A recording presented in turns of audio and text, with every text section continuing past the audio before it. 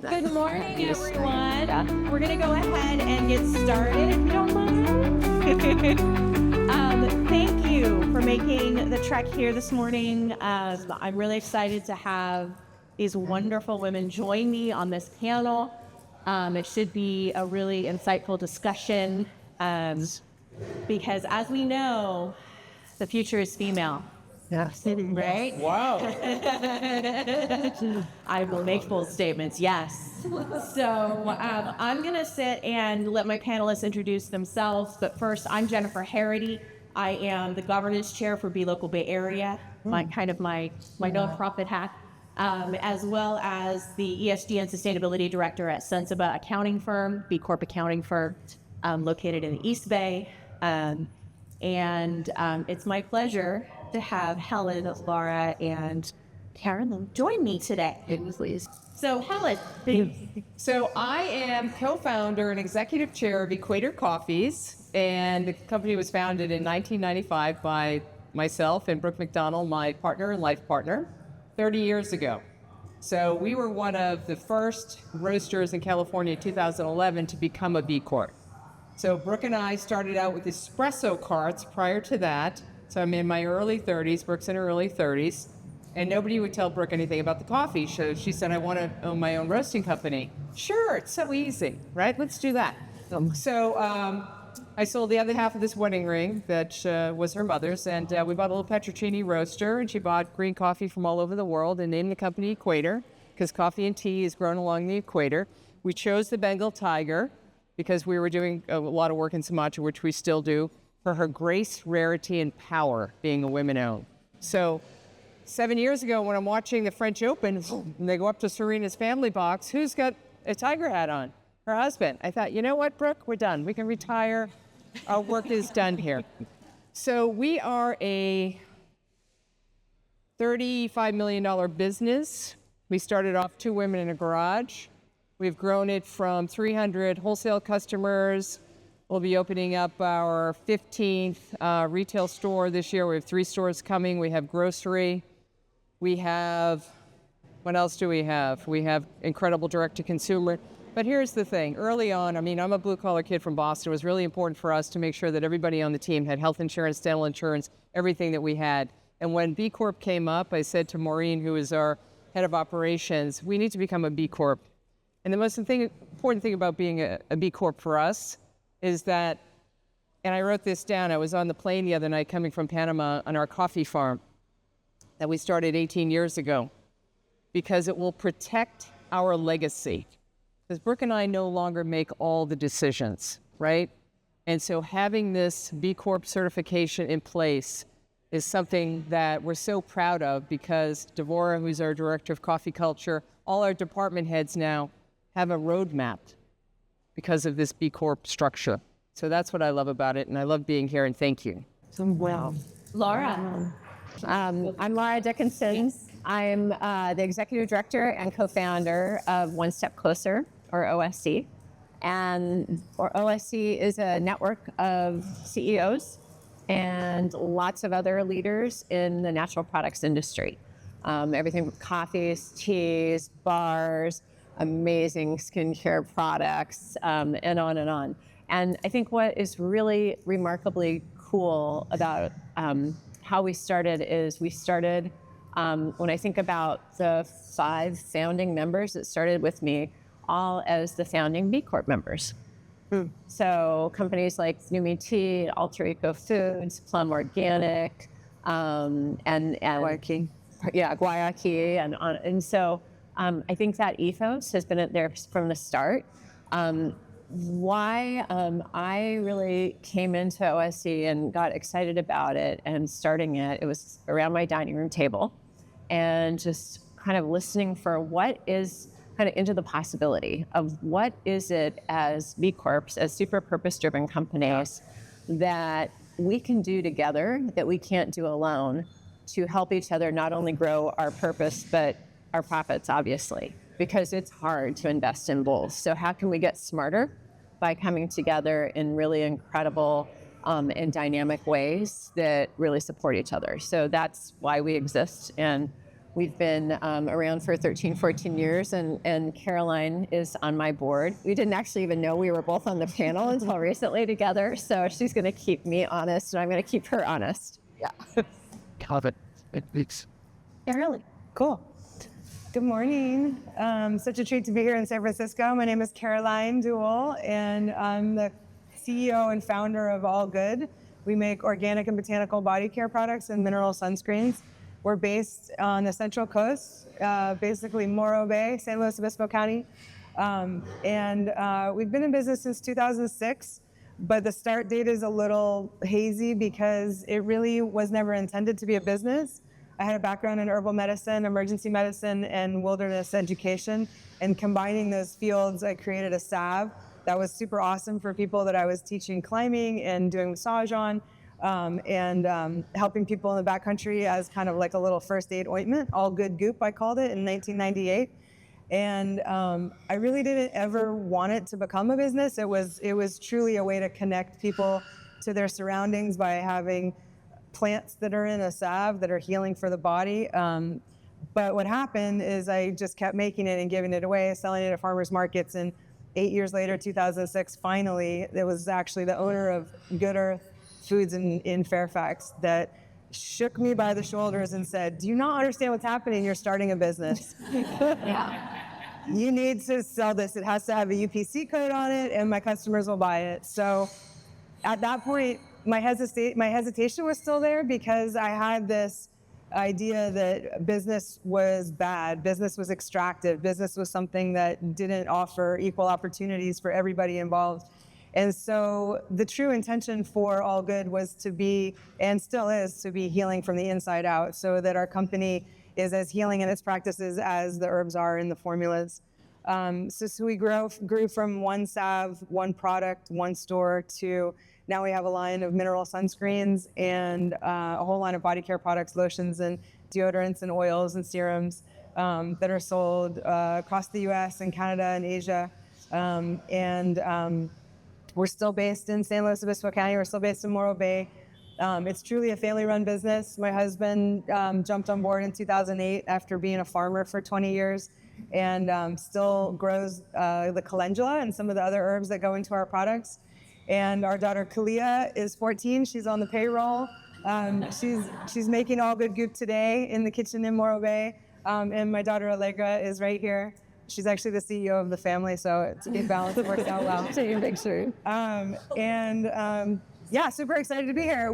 As far as B-Corp goes, in terms of the idea of growing a company that's a healing company, I felt like it was really important, kind of like Lara said, to collaborate with others and have that sort of like mutual level of respect and accountability when it comes to best practices. So we immediately became 1% for the Planet members out of the gate, which dedicates 1% of our top line revenue to nonprofit organizations. And then as soon as B Corp came about, I watched it for about a year to make sure it was like really going to be something that was substantive. And then we certified in 2009. And then in addition to that, we were a certified women-owned business, which, I'll say out loud, I was like, really? You got to certify this? Like, what's up with that? Like, but it's cool. I get it. It kind of is, it's important to put those things out there and have them be clear.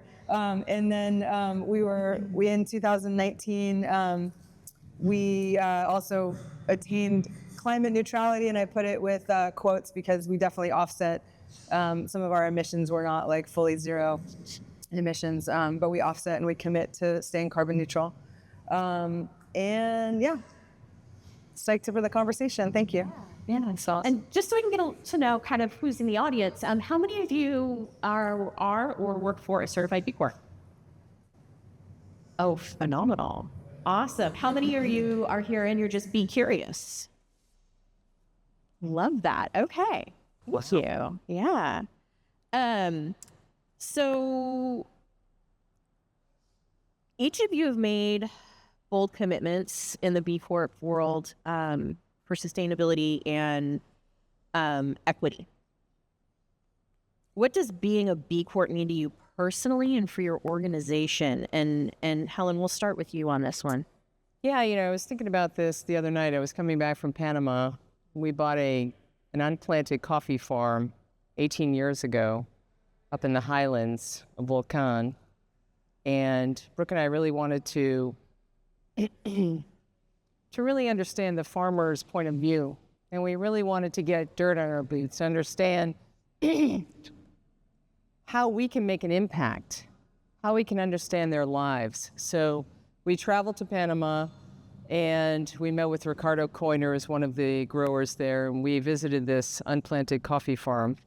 And there was a little house there, and there were people inside, and there was a little girl, Angelica, who was behind her mother's dress, who came out and had an injury on her leg. And I thought, you know what? This is something that we want to do. We want to make an impact, and that's how we've kind of grown the company. So when I think about, so I wrote these things down coming home the other night, because now that I'm 65, I have to think sequentially now, because it's harder. So balancing sort of the environmental and social initiatives, right, and operational realities, is the work that we're trying to do. We have so much history in coffee, unfortunately, with colonialism and slavery and sort of, so going to origin and really understanding what the growers on the land are going through is something that we really wanted to do. And so I thought about this on the plane the other night. I mean, we built worker housing. We have 12 people there. We inherited the people on the land. And like, what does that mean? It was all part of, being a B-Corp and finding something and making it better than how you found it. And I think that's really what being a B-Corp is about. So, we really, social equity, environmental sustainability, all the words that we throw around is really, really important for us. And all the initiatives that we do, right, is how we differentiate ourselves as a coffee roasting company and as a people. When Brooke and I started, there were 30 coffee roasters on the West Coast. Pre-COVID, there were 300 coffee roasters on the West Coast, right? I got into business for one thing, and that was to create economic value so I could help other people, right? I wanted to grow this business so we would have optionality to bring people in and help them grow and pay them well. So I'm the salesperson of this company. Brooke is the product, Maureen was the operations, right? And I would move heaven and earth. All I think about 24 hours a day, 7 days a week is if I sell more coffee, I can do more things. If I sell more coffee, I can do more things, right? It's not about buying more things. It's about buying shirts for the group of men that are on our land. There's 12 of them. We have a little soccer team called Finca Sofia on our land. And we would not be able to do this if Equator wasn't viable. So I can say, we make deliberate trade-offs, right, all the time. Sometimes paying more for coffee, as we know, with, you just got this incredible bill from the tariffs of $300,000, $380,000. And we believe that investment creates long-term value, stronger supplier relationships. We've been going to origin. Brooke was one of the first women to go to origin to buy coffee direct trade, right? So B Corp for us is just sort of the North Star. It's the guiding light. It's the framework. It's how we march. It's how we stay in line. It's how the people come to us, how we hire people, how, like people like Devora is our director of coffee culture for the last 13 years, right? And we are now a brand that customers trust. They come to us because of our values. Not everybody knows our values. We're always the first. We were the first coffee roaster to become Fair Trade certified. We were the first coffee roaster to become a B Corp. We were the first coffee roaster to become first LGBTQ certified company in the history of the SBA program under Obama to go to Washington, D.C. and sit in the Smithsonian with 50 other tables from 50 other states and win that Small Business of the Year award.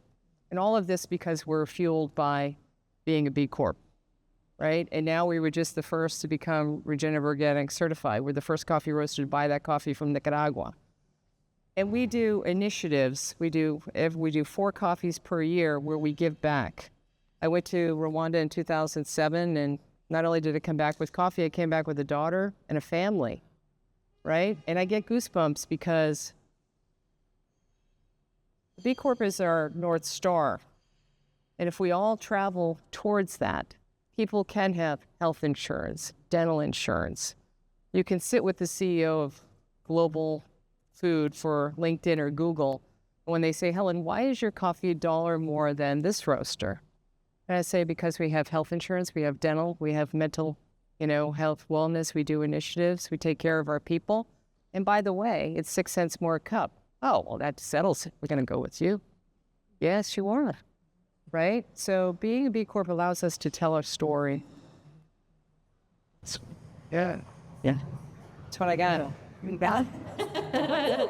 Write that down. So,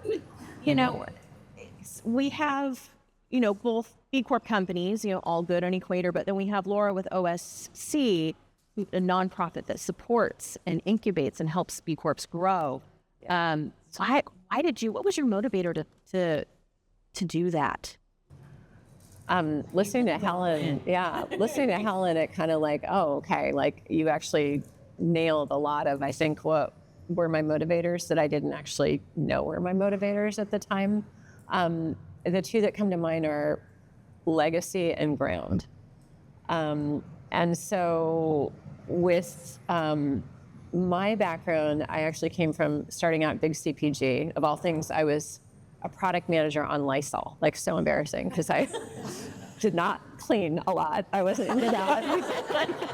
And then I learned stuff. And then I became CMO of an energy bar company that grew very, very quickly. We were very, very successful. We took it public. We sold it to Kraft Mondelez. And boom, I thought, oh, I did such a good job. And then 8 or 9 years later, I started to grieve because I saw this brand that I'd put my whole heart and soul into. Like, I really was proud of it. It's always about being first, being innovative, always being forward thinking. We were putting organic and, really embedding GMO principles and moving towards organic before anyone else. And looking at innovation, and it was all out the window. It just became a Me Too copy brand of all the other products and promoted at Walmart. And it wasn't just that the private equity firm that acquired it asked me to come in 9 years later, like, could you help us out? Could you take a look at this thing? And it was like gone. It was like watching a child like show up that was starving. And like it was just, it had lost the DNA and the soul of what the company was. And I also had the chance, I still hadn't really figured it out. And during that time, I was the CEO of a small venture-backed food company. And once again, that sucked. That was like, it wasn't tenable to do like technology multiples in a small food company and growth. And so I just was really realizing this isn't this isn't how we build things. And there's no legacy to this either. And so I realized once I was doing fractional executive work for some of the companies that are the founding members of OSC with me. And it was really like, how do we actually preserve our purpose as we grow? Which I felt like was a really elusive story I hadn't figured out. And so that was really what the starting of OSC was about for me. Was it really, I remember the word, like the first word to me is like, I wonder if we call this the legacy network. We didn't call it that, it's one step closer, but to me, it's about being around making a legacy, but and protecting the DNA of what was the founding of the company. And I think ground is another really big piece. So not just the starting of the company, but you mentioned the ground, the farming, that it's so important that we sometimes underestimate to connect to what is the source of everything that feeds and nourishes and makes our products. And I think with B Corp, that gives us a window in to that and a valuing and a pathway towards connecting deeply to source. When you lose the connection to source, you lose a connection to who you are, the whole thing starts to get hollow and you lose the vitality of the company. So I'm super passionate about that, not just preservation, but the growth of legacy through creating a supportive infrastructure and network. Yeah. And we heard about your motivation of, somebody just grabbed you by the ear and basically said, you need to start the business, right?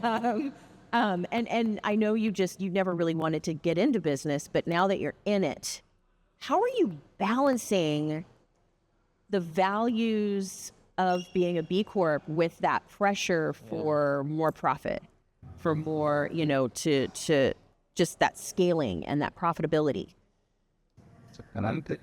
I mean, one of the ways of, I think Lara said it well in a plug for OSC here, because one of the ways to balance, but also to see the potential of what has gone before us and the people who have, broke trail essentially, is to be in a community of people who have. So to listen to Helen is grounding. To be a part of OSC is grounding, and to have connections to other people in the community who have really just seen that just because the way that the trail was laid out is not the only way we have to do it. So incredibly inspiring for me. Companies like Cliff Bar and Patagonia, really inspiring in the early days, where you don't have to sacrifice one for the other. It's just a matter, I think, more of being conscious of our actions and what we're doing, and really being rooted in kindness and, like I said, healing for our business in particular. And when any action comes from a place like that, it doesn't even allow for a questioning of values. It becomes more just the obvious thing to do, because it's more fun, frankly. It's more fun to be in an environment where kindness is the root of what we do, and healing is the objective. And then I also see that the outcomes are more widespread. The ripples can travel farther. The impact on the entire supply network, from rooted in the deepest source of the microbiome of the soil, all the way to the aspirations of our customers, all have greater impact when there's a holistic approach to how we do things. So I think that's what keeps me grounded, is just trusting in the living system as being the way to see what we do. It's awesome. Now, I used to have a podcast, and Lara was lovely enough to come on as a guest at one point. Yeah. And we talked a lot about how women make decisions differently than men for running a business and what they do with their profits. And what would you say, how has being a woman made you think through business decisions differently? Maybe a tough business decision that you've made, but being a woman is what you really leaned on to make that decision. I remember that podcast. And we need to put It's still out there. It's still out there. It's a good one. Really good. And I want, Jennifer, a plug for you, because you bring forth issues in a way that help me think about it. And I think you have a really good understanding. So I want to invite you to reflect too, because I think the conversations are important, and sometimes we don't know what our superpowers are without talking about them. One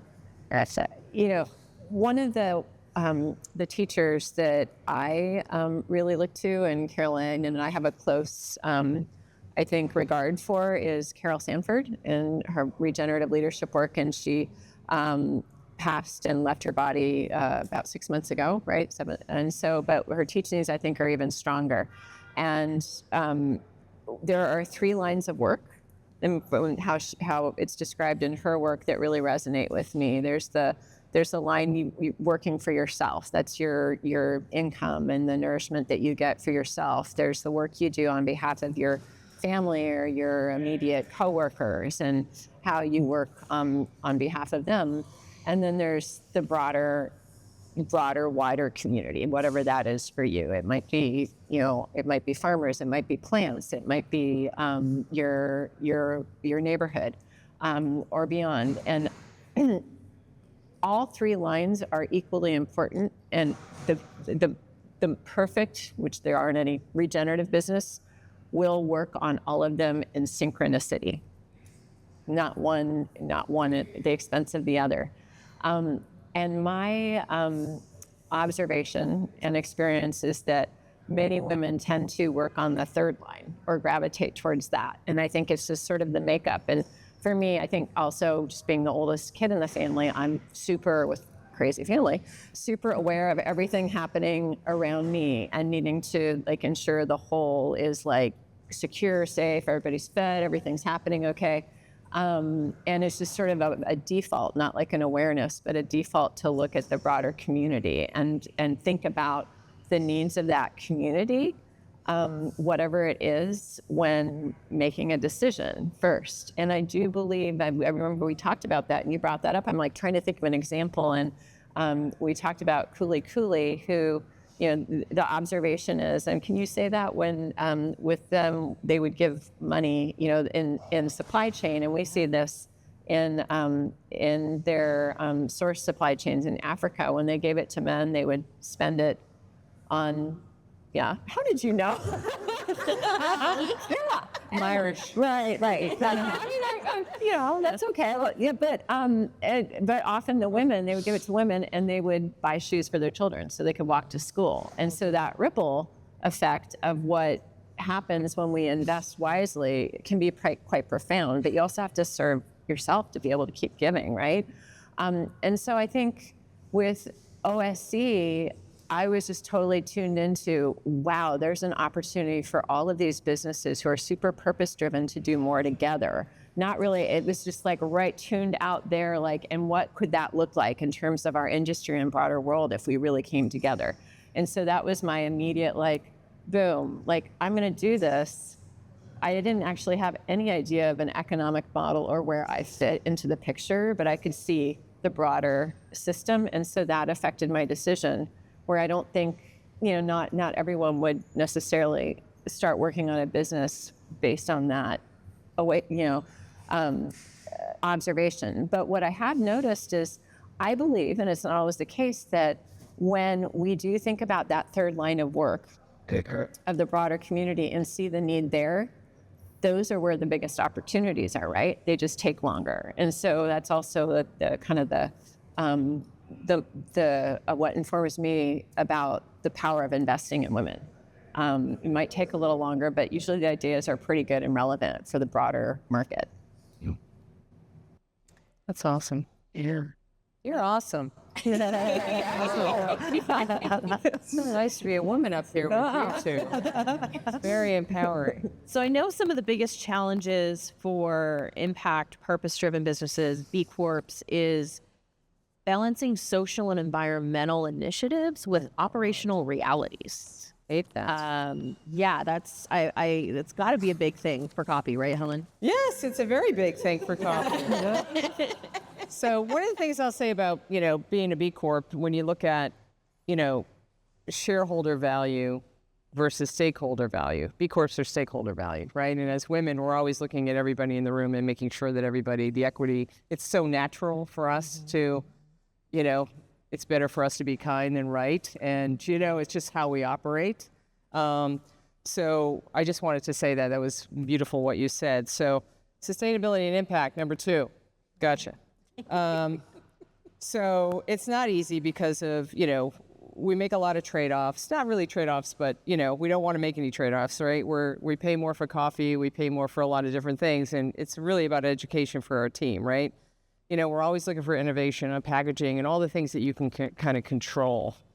But I think it's important from a business standpoint. I mean, that business did not come naturally for me. I really had to think about it and really had to surround myself with people like you both and you to make sure that we got to where we needed to go. I definitely had the drive to do it, but I knew that we could do all the things we wanted to do as a company because it's just how I personally was raised and Brooke was raised. And people always ask me, how are you profitable being a B Corp? How do you do this triple bottom line? And you do it because you have people around you that are way smarter than you, you get a great, financial person and somebody that can help you take a look at all these initiatives and put them forward. Yeah, I was just in Panama and I was at the Best of Panama. People from all over the world were there. And I was asking them what kind of roasters that they had. Oh, we have the Loring roaster. It does 80% less natural gas. And I said, yeah, we bought the 4th one made. Now they're in the thousands. Wow, you were one of the original pioneers. And I think for women, we don't blow our horn as much. We just put our heads down and we just work. right? We just work, we accumulate, and we spread it around. We work, accumulate, and we spread it around. And I think that's what sort of defines us in terms of how we think about social impact, equity, sustainability. I mean, we're always looking to innovate. I think that's the DNA of women, right? We have to do more. We're always doing more, and we know how to do more, and we get it done. And we get it done quietly. And I'm so proud of the company that we have built because of all the things that we have done and because of the people who want to work for us. We have over 200 employees. And I'd have to say that 25% is more than 3 years. And when you go from a barista to 18 years old to 67 years old, every time somebody comes in, we tell them what their path is. And I always say to them, whether you're here for 2 weeks, 20 weeks, 2 years, we will give you everything that we have. And when you want to leave, we'll help you leave. I will call anybody that you want to work for and help you do that. We just think differently. We're just different, right? Because I think we understand that there is a finite amount of time that we are here, right? I am in the early evening of my life. Allegra, you haven't even hit early morning yet as the CEO of your family, right? And you are already a badass just looking at your Doc Martens. And so, Allegra's sitting there and she's absorbing these things, but things change from the early morning to the early evening and how you think about your legacy and how you want to take care of people and how you want to grow this thing. And I don't know what I'm saying, but without the B-Corp as the North Star for us to all sort of ladder up to, but it's everything. And this is why we're in the shit that we're in, right? Because of publicly traded companies and people just, short-term realities, quarterly, numbers and all these things. But when you're a B Corp, you're in it for the long term. When I'm walking that farm and there's dirt on my boots and, I've got puppies following me up and I say, get these puppies spaded. And they're like, what is she talking about? They're like, no, we're like, more puppies. I'm like, no, we need 3 puppies. That's all we need. We get them spaded. And all the men are like, Jesus, what is she going to do to us?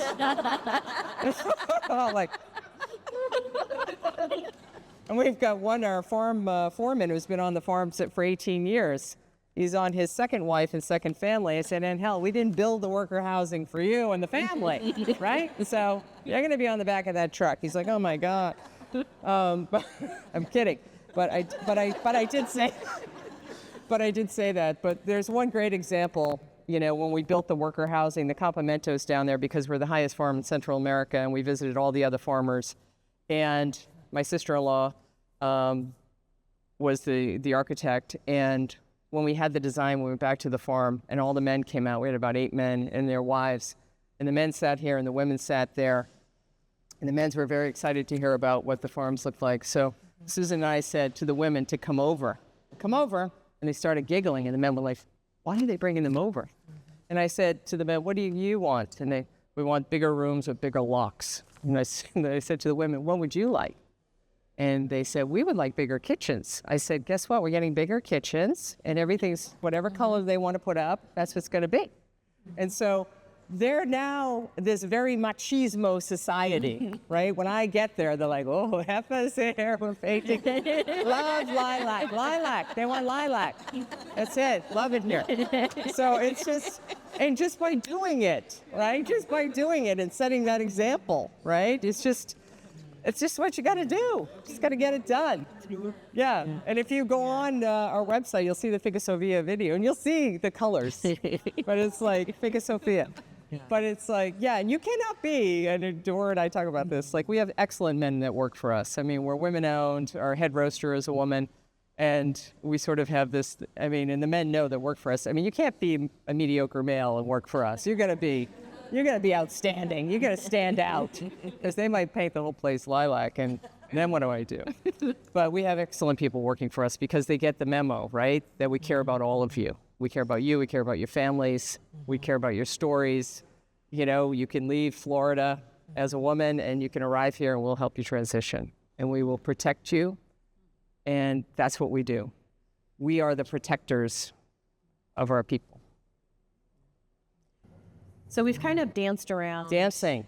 Well, Amazing. we've danced around kind of the concept of collaboration. You know, we've talked about it, how we're, you know, as women, we're very collaborative with a lot of different individuals.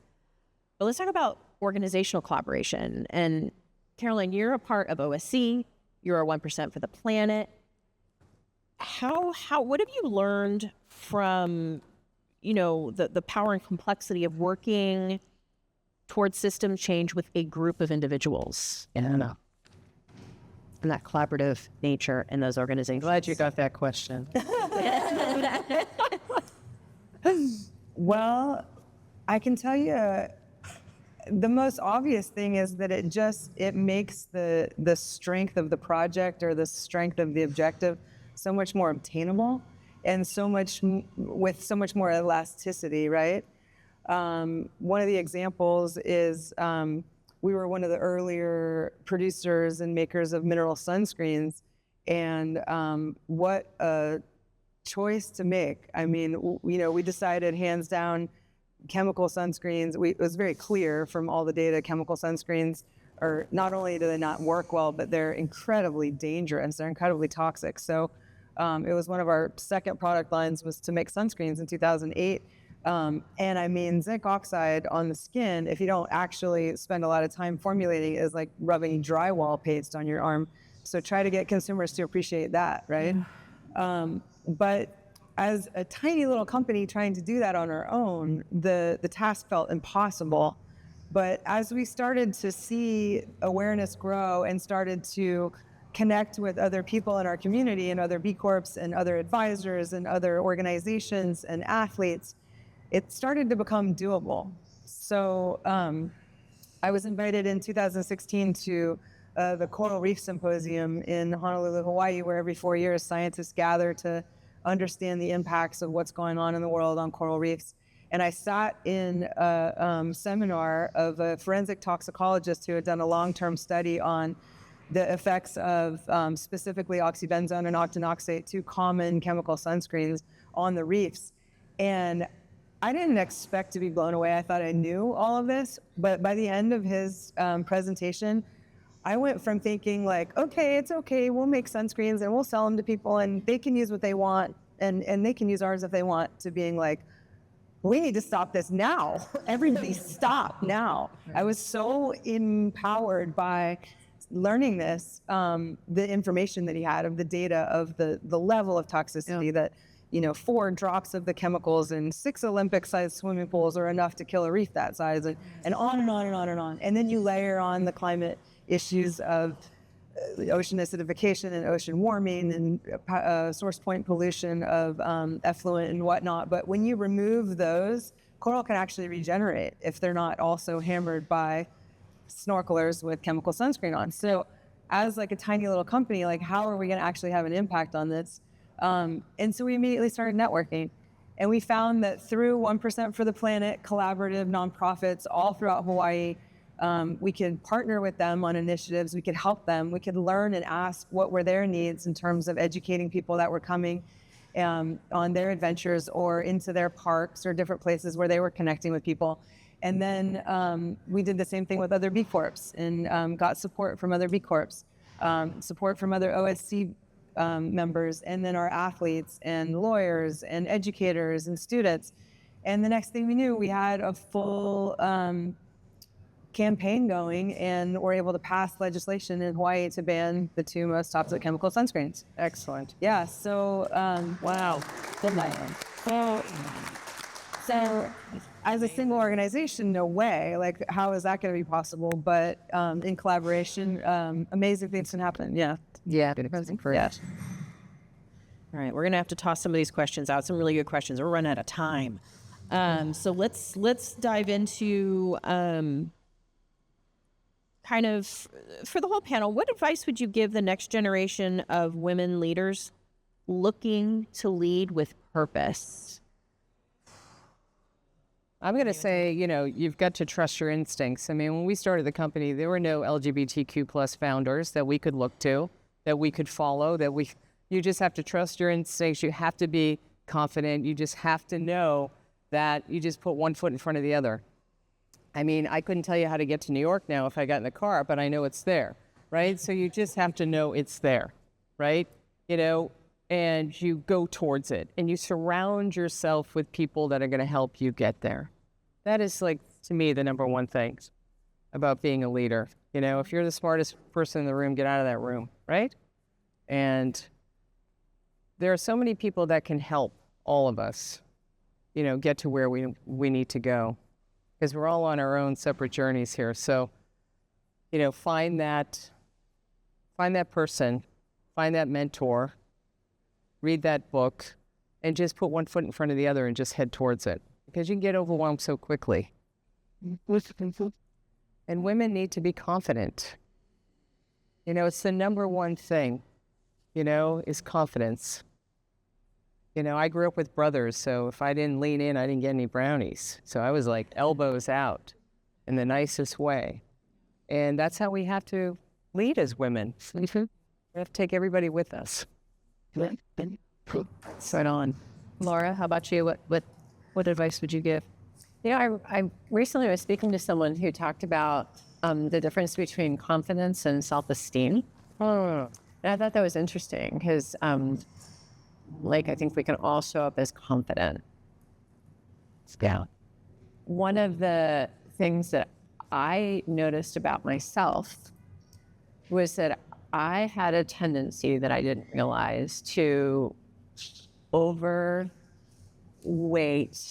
the advice of men and underweight the advice of women. And it wasn't that one or the other was bad, but I found that often the advice of women was quieter. Maybe my own self-esteem as a woman wasn't giving as much weight to the advice of other women. But I've found that a lot of the best advice I've had has been the quieter advice that I had to really go and listen to versus that might have been from the big, bold, really amazing person on the stage. And it was also from in here, having the self-esteem to say, I actually know what I'm doing, versus constantly looking for approval or advice from someone that I thought knew more than me. So that self-esteem and listening to the quieter people who have your back. Wow. Carolyn, how about you?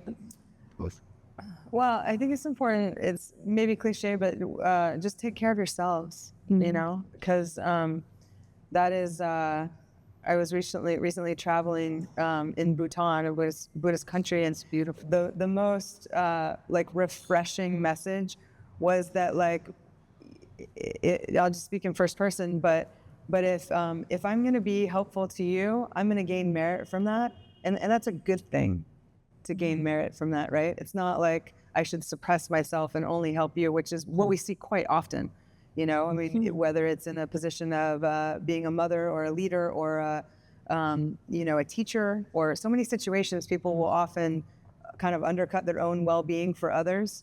But it's really time as a culture to get back to knowing that caring for ourselves is actually going to amplify the wellness around.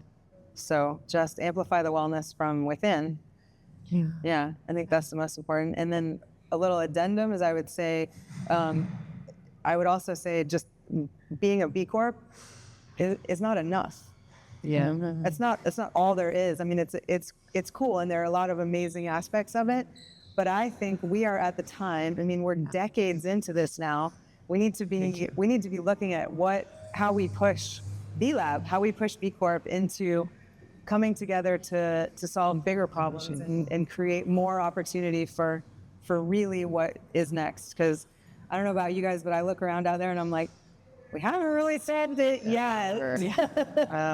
So let's keep at it from a place of starting with our own wellness. That's a great point. Yeah, and I think that leads us into our last question for our lightning round. Then we'll see if you all have any questions. What's your favorite go-to ritual that keeps you energized as a leader? Laura, we'll start with you on that one. Well, you mentioned dancing, and so I'll add dancing with trees.